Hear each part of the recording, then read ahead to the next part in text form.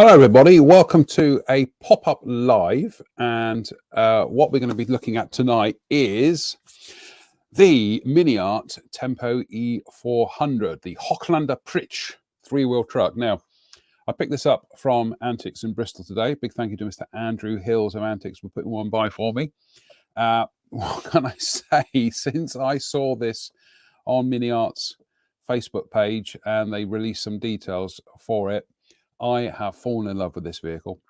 It promises to be a fabulous build, and it's just such a wonderfully offbeat subject, you know, for a kit. So we are literally going to do the unboxing here because I have not taken anything out of the sprues. I haven't really even had a look in the box yet. So first thing to say is a beautiful box art here by Volodymyr Booth. Utterly fantastic. Gives you lots of ideas here for weathering as well, which is always a good thing about MiniArt's box arts and things. As you can see from the price sticker, I paid £38.99 for this. It's going to be about 40 quid for this kit, but I think it's good value. So let's open up the box and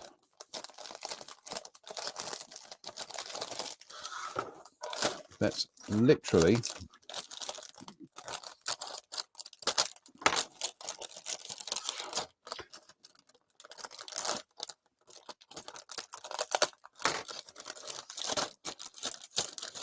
so we have,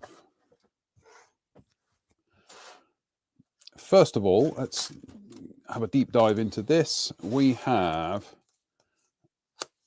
some photo etch bits and some details, which, let's do a quick zoom in on those.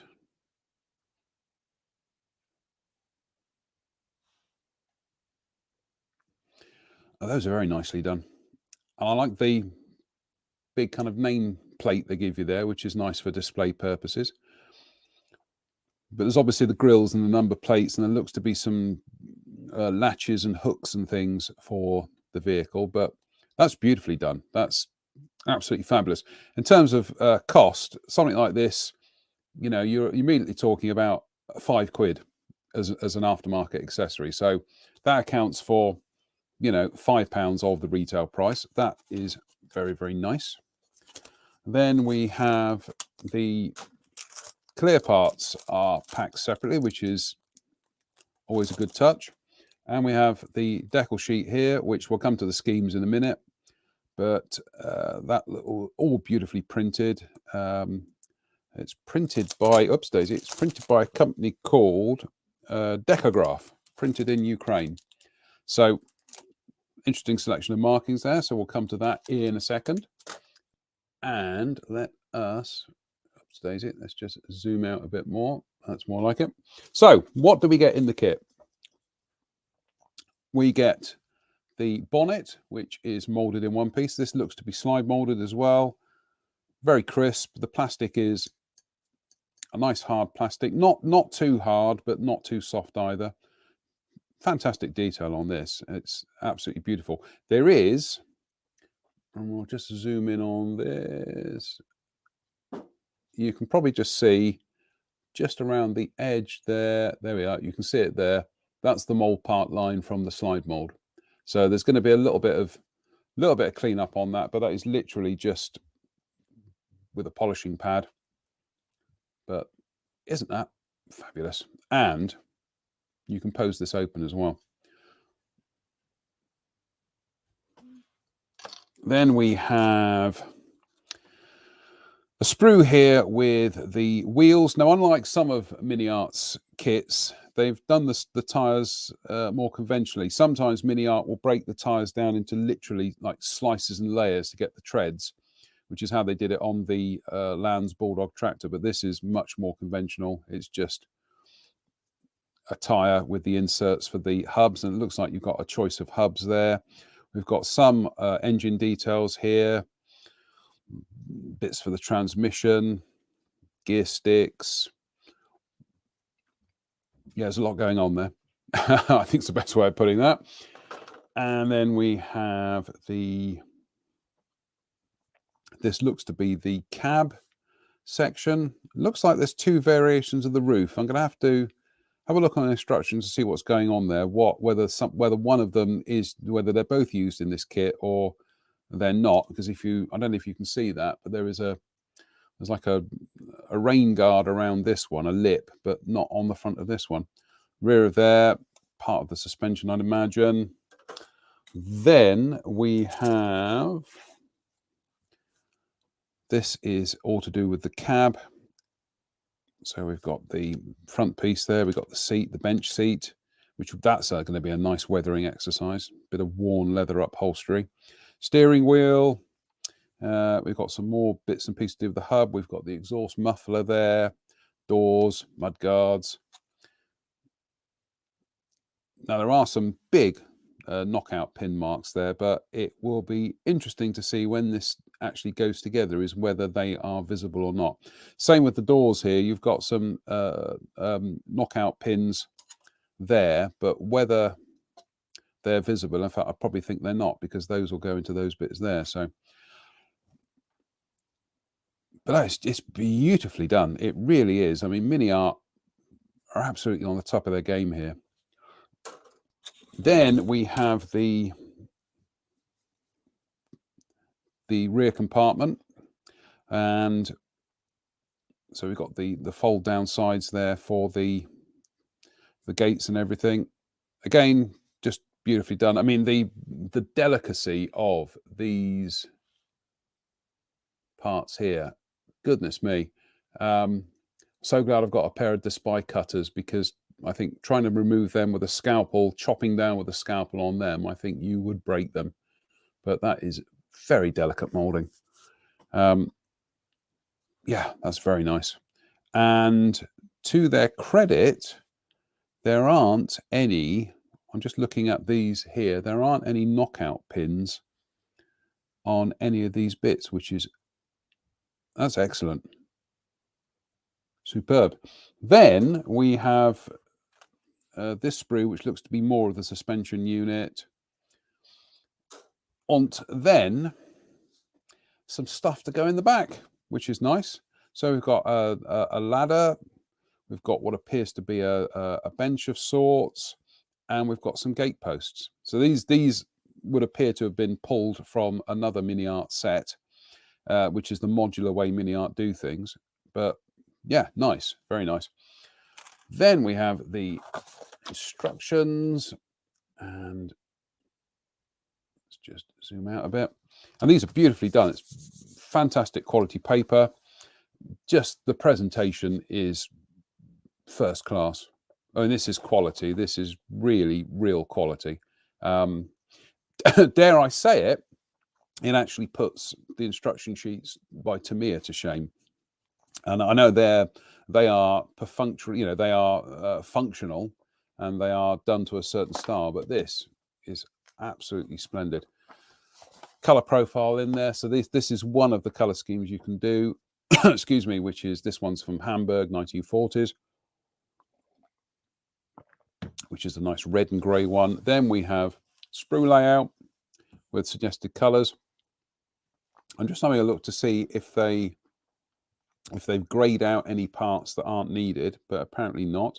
The color chart lifts everything in Vallejo Mr. Color, AK Real Colors, Mission Models, Ammo of MiG, Tamiya, and it gives the color name as well. And then there we go. We kick off with the construction of the cab there. So I think most of those pin marks will eventually be covered up or will disappear. Certainly, oh yeah, the ones inside the door things, they disappear because they join onto each other. It's only listing one type of roof there, so I think that's clearly an alternative part for another version, of which they've got others in the pipeline. Then we have the wheels. So yeah, alternate hubs there.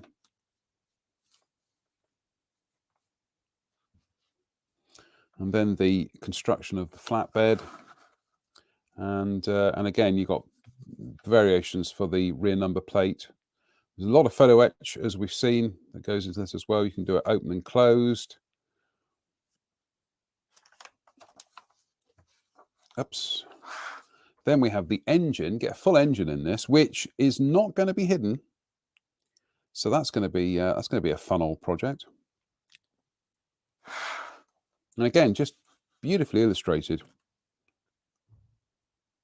And they give you a thing down here if you wish to wire up the engine for, as it says there, for experienced modelers. That's a nice touch. Yeah, goodness me. Yeah, they're doing it as there as well. For experienced modelers, they're showing you how to wire everything and where you can plug the wiring into the body there. That's exceptional. That is exceptional. They don't supply you with any material to do that, but that's by and by. That's just fuse wire. That's a piece of cake. And I think they've have they color coded them? I'm just having a look there. Oh no, that's the lengths, 22, 30, and 34.6. Then we finally get it all together there. It's one of those models. It looks deceptively simple, and yet there's a lot going on. There's the photo etch bits that go into the grills there. And then you can pose the hood up or down, which is a nice touch, because I think with all that engine detail in there, you'll want to see it in one form or another. And they give you little latches for it to be posed open. But I think it's an either or. I don't think you can have it as a working part. Then we've got the wing mirrors, and we've got some more optional bits and pieces. And then finally down here, parts from Sprue F. And finally, we have more color schemes. So we have this one, Berlin 1940s, which is in a nice cream color. Then the star on the front there, Nuremberg 1940s, which is the one that's got all the gubbins in the flatbed. And then, well, I'm torn because I like this one, British Occupation Zone. I think Dave Fleming is probably, if Dave's watching tonight, I think his spider senses are probably now just picked up on this one. British Occupation Zone, Hamburg, late 1940s. See, I like this, and I like the idea of putting some kind of like, putting some sand in the back of it. And I like that color combination of the red hubcaps with the kind of the grey finish. But then again, this blue one with the kind of like the tan coloured hubs, ooh wee, and that is the most colourful one. I mean, that is very nice. But that, I think with this one, you're probably going to have to go for a slightly more, I'll say concourse finish, but something with a little bit more shine to it. Whereas this, I think you can probably get away with it being a little bit more grubby, a bit more matte. And then we've got some more MiniArt stuff on the back to entice your wallet. But that is fabulous. That is beautifully illustrated, and yeah, what can I say? That looks like it is going to be a tremendously fun project. And I know from last year when I built the Lands Bulldog for my good friend, the late Mr. Hamer, I just enjoyed that from start to finish. It was such a blast. And I get the feeling this is going to be the same also. So that's just a very brief unboxing there of the MiniArt Tempo E400 Hochlader Pritch. But yeah, isn't that fabulous? Isn't that just one of those things? I'd never heard of it beforehand. It kind of reminds me of a Scammell Scarab. But as soon as I saw it, that MiniArt were doing it, it was just like, yep, bingo, I've got to have one of them. And frankly, that does not disappoint. So that was that from, and like I say, a big thanks to Andy at Antics in Bristol for putting that by. He had the ambulance version as well, but you can only build so many Tempo E400s, really, can't you? Let's have a look who's watching tonight. Hello to Dougal McWoogle, to Paul Sykes, the Plastic Posse. Hello, guys. Anthony Bird, Dave Fleming. There you go, Dave. There's a British Occupation one in there. Anthony Bird, he says, you need more than one JM. Yes, exactly. Mr. Andrew Hills from Antics, indeed, where I did purchase this kit today. So if you head over to Antics, they've got lots and lots of goodies in there. And Andy from Antics says, Occupation 1 with a bomb in the back is floating my boat a la Danger UXB. That's an idea. Yeah, yeah, Anthony Bird, you may need more than one. I'd love to, but I'd have to build other things. Anthony also says, looks like a great kit. Just wondering which one to go for. As MiniArt have issued a few variations of this. What stunning paint guides you have there? Yeah, I mean, those paint guides, again, not only are they very good for the colors and everything, but they do give you, they're so beautifully illustrated, they do give you ideas for weathering as well. It's honestly, MiniArt just, they're knocking it out of the park at the moment. And Paul Sykes says, I may buy one of these to try something different. Well, again, I think there are enough options in that kit, and also they are doing military ones as well. They're doing a military ambulance version, so there are enough boxings coming out for MiniArt where if you're fighting shy of having to do like a really smooth glossy finish, then you can do one in a bit more of a kind of gnarly kind of military scheme. So but yeah, big thumbs up for that. I am really looking forward to cracking on with that. But obviously, before I crack on with that, I have to finish this. And, well, rescued from their own paint, I think is the best way of putting it. This is the ICM Laffly V15T, which I've had soaking in bleach and oven cleaner for the last day or so. And we've pretty much got all the paint off the external surfaces. I'm not going to worry about what's going on here in the driver's cabin because the seats will go in there. And in any event, I wanted to have this as a bit kind of like a bit tatty. So I'm really not worried about that. Other than that, it's taken all the acrylic off and it's left it back down again in the Tamiya fine grey primer finish, which is this stuff. So it speaks volumes for how hardy that kind of like acrylic lacquer primer is. So yeah, we've got this, we've salvaged this. So we will probably tonight put some paint on it again. What I might do is, having a think about this, I might actually start off with a base of a yellow, like a dunkelgelb, which will be my kind of my base layer. Then I'll start building up the greens on it, but with just enough in certain places to leave some of that yellow still showing through, especially in some of the tight corners here. So what I'm doing is I'm kind of like building up like a dust layer. So yeah, I'm going to try that. I'm going to start off with sand and then kind of go in there with the green and do it that way. I've also noticed just at the top there, it looks like a little bit of a sink mark across the top of that radiator, but yeah, I'm not going to worry about that. So there we go. The Laffly is back. As I say, salvaged from ICM's own paints. But yep, we'll get some paint on that tonight. And finally, I did come away from Antics today with a bottle each of Ammo of Mig's coloured liquid cement. So I got the night blue and the red magma, and these were very reasonably priced at $4.95 each. And yeah, so I've never used these before, so we might just do a quick test tonight with some scrap bits of plastic. Let's see what we can do with this. There we go. Got a bit of gash plastic there. I like the idea of the paint having a colour so that you have an idea of how it's kind of sanding down and everything. So there we go. That's the extraness piece of towing apparatus, which we didn't need for the French version. So let's see what this is like. Andy said that you've got to be childproof lock, clearly. He said that these are prone to leaking a bit. So he's already been trying these. Goodness me, that is a long old brush there. So let's see what this does. Right. Well, the first thing is that brush is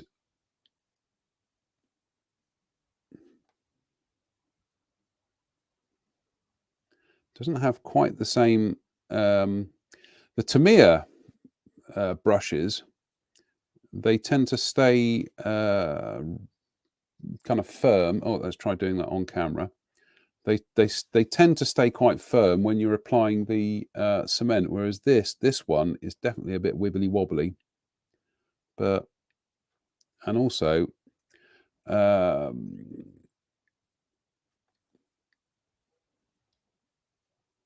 to say the capillary action on this is not as smooth as, say, Tamiya Extra Thin. Now I'm wondering if that's because it is coloured, that you're seeing it going over the surface, as opposed to Tamiya Extra Thin, which, you know, goes on, evaporates, so you don't see the spread of it. But as you can see, I've just literally glued that on. It's a fairly rapid kind of grab on there. So always got to try these things. Always got to try these things.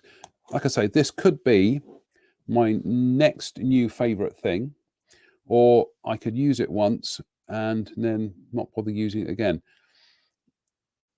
It's going to be interesting. So like I say, we've got the two here. We've got the red magma and we've got the night blue. So we'll see whether I'll probably use this on the Tempo. So we'll see whether these actually do have merit, or whether they are a bit of a gimmick. Who knows? So that's pretty much it at the moment. Like I say, it's a very short show tonight. James Ray says, how does it smell? Well, I can't smell it, but I'm not going to stick it up my nose. Let's put it that way, James. Can't smell anything. Can't smell anything. It doesn't. That really has gone on there really quickly. But we'll give it a go, you know, and see what it's like. Anthony Bird says, love the look of the glue. Cannot wait to see what the idea is with the color. I think the idea with the color is that when you're applying it to, especially surfaces where you're sanding, it's giving you an idea of how much you're removing, you know, when you come around to cleaning up seam lines and things. In theory, I think that's what it probably is. James Ray says, MA have always been ambitious. I worked closely with them at the beginning. Very imaginative people. They certainly are. And Jim Drew says, from a car guy, I'm intrigued. Well, I think this Tempo kind of crosses the boundaries of, you know, military and kind of car subjects. It's, you know, it's one of those, you know, just one of those things that just has instant kind of cross-genre appeal. But I'm sold. I'm absolutely sold. James Tainton says, how do you like the Soupy Bowl halftime show? James, sorry to say, I fell asleep last night at about 10:30. Sorry about that. But I will listen to it on Radio 5 Live on the catch-up. Perfect thing to get on with some modelling tonight, actually, if there's not any sport on the radio. Been a long day. And Jim Altergott says, just tuning in, nice subject. Thanks for joining us, Jim, because we're now just about to zone out for the evening. So, yeah, fabulous. What can I say? I really can't wait to crack on with that Tempo, but we've got to get the Laffly done first. So on that note, excuse me, just remains for me to say thank you for tuning in tonight. Like I say, it's only a little short pop-up live. And we'll try and do some more of these somewhere down the line. And we'll try and see if we can actually shoot some video and do like a little pre-record of building this Tempo as well, which, you know, let's start a whole new venture there, I think. So on that note, it just remains for me to say thank you very much. As always, stay safe, stay out of trouble, and we'll be back on Wednesday night for the midweek show. So until then, take care.